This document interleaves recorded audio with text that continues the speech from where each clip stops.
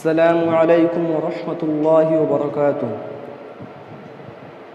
الحمد للہ کفا وسلام علی عبادہ الذین اصطفى اما بعد اعوذ باللہ من الشیطان الرجیم بسم اللہ الرحمن الرحیم لقد کان لکم فی رسول اللہ اسوۃ حسنہ۔ محترم حضرات،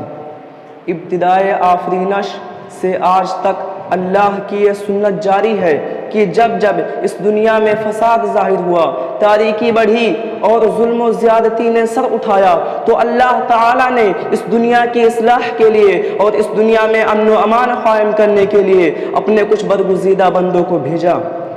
جنہیں دنیا انبیاء کرام کے نام سے جانتی ہے اور جن کی تعلیمات سے آج پورے عالم میں نیکی، بھلائی، ہمدردی، اخوت و بھائی چارگی، عدل و انصاف، یتیموں کی کفالت، بیواؤں کی دیکھ بھال، مظلوموں اور غریبوں کی مدد، انصر اخاک ظالما او مظلومہ کی روشنی میں حکمت و دانائی کے ساتھ ظالموں کی اصلاح کا تصور باقی ہے۔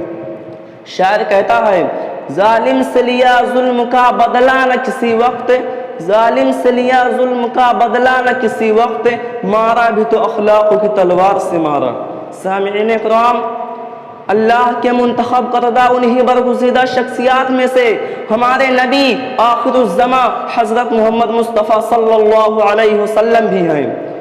جن کی سیرت طیبہ آج پوری دنیا کو امن و امان کی دعوت دیتی ہے، جن کی روشن تعلیمات سے انسان کی انسانیت پروان چڑھتی اور نکھرتی ہے، اور جن کے طور طریق اور سنت مطہرہ پر عمل کی برکت سے زمانہ ماضی میں امن و امان قائم رہا، آج بھی قائم ہے اور انشاءاللہ قیامت کی صبح تک قائم رہے گا۔ محترم حضرات، آج جب ہم ان حالات پر غور کرتے ہیں جن حالات میں آقا و مولا صلی اللہ علیہ وسلم دنیا میں تشریف لائے، تو ہمیں یہ کہنے میں جھجک نہیں ہوتی کہ اس وقت لوگوں نے خدا اور بندوں کے درمیان حسب و نسب، مال و دولت، رنگ و روپ اور شکل و صورت کی دیواریں قائم کر رکھی تھیں۔ بنی اسرائیل نے اپنے کو خدا کی اولاد اور دوسروں کو چنڈال قرار دیا تھا،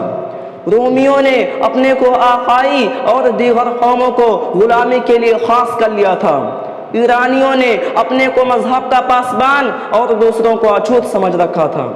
ہمارے ملک ہندوستان میں بعض قوموں میں یہ تفریق آج تک باقی ہے کہ وہ اپنے علاوہ سب کو ملچ اور ناپاک سمجھتی ہے، اور یورپ جو آج اپنے کو تہذیب و تمدن اور انسانی مساوات و ہمدردی کا سب سے بڑا مدعی کہتا ہے، اگر آپ اس کا جائزہ لیں تو آپ کو معلوم ہوگا کہ اس کا دعویٰ صرف زبانی ہے، عملی نہیں۔ آج بھی یورپ کا سفید آدمی تہذیب و تمدن کا ٹھیکیدار ہے اور کالی قومیں اس کے برابری کے لائق نہیں۔ امریکہ کی انسانیت پرستوں کی نگاہ میں وہاں کے حبشی باشندوں کو جینے کا حق ہی نہیں۔ کالوں کی گرجیں الگ ہیں اور گوروں کے الگ، برہمنوں کے مندر الگ ہیں اور ہریجنوں کے مندر اور کنویں الگ، غرضے کی خدا کے یہ دونوں قسم کے بندے ایک ساتھ اللہ کے آگے سر بھی نہیں جھکا سکتے۔ لیکن قربان جائیے ہمارے آقا و مولا صلی اللہ علیہ وسلم پر، جن کا دنیا پر یہ احسان ہے کہ آپ کی سیرت و کردار نے دنیا کے نقشے سے ذات پات اور تمام تفرقوں کو مٹا ڈالا، اور دنیا جس سکون اور امن و امان کی متلاشی تھی اسے اس کا متاع گمشدہ واپس دے دیا، اس لیے کہ لگایا تھا مالی نے ایک باغ ایسا، لگایا تھا مالی نے ایک باغ ایسا، نہ تھا جس میں چھوٹا بڑا کوئی پودا۔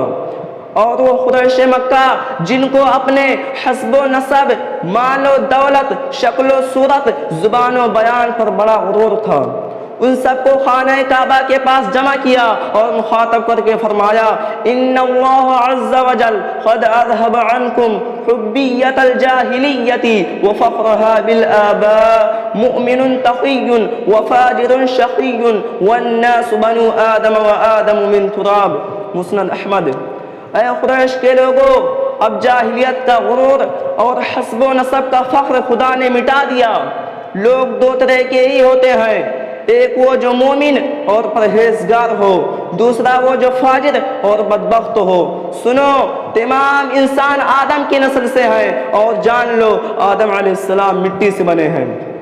اور آپ صلی اللہ علیہ وسلم فاتح مکہ کی حیثیت سے جب مکہ میں داخل ہو رہے تھے چاہتے تو جانی دشمنوں کو اکٹھا کر کے ایک ایک کا حساب لے لیتے، لیکن نہیں، قربان جائیے آپ کی ذات اقدس پر آپ نے لا تثریب علیکم اليوم کہہ کر سب کو تحفظ عطا کیا۔